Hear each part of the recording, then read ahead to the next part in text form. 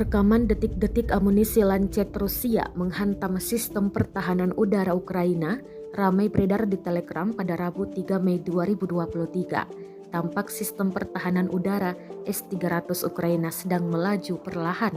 Mendadak, amunisi Lancet meluncur dan akurat mengenai S-300 yang berada di Bakhmut ini.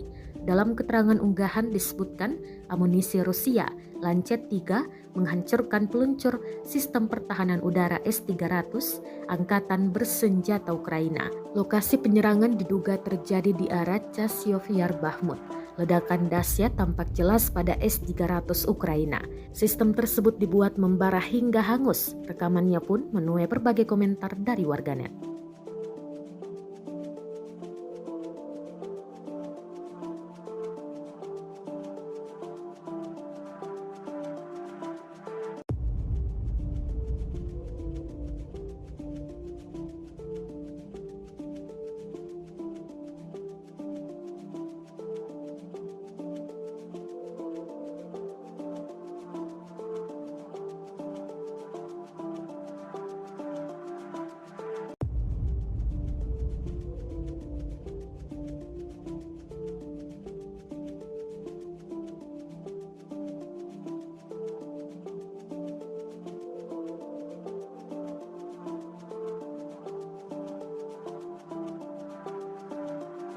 Terima kasih sudah nonton.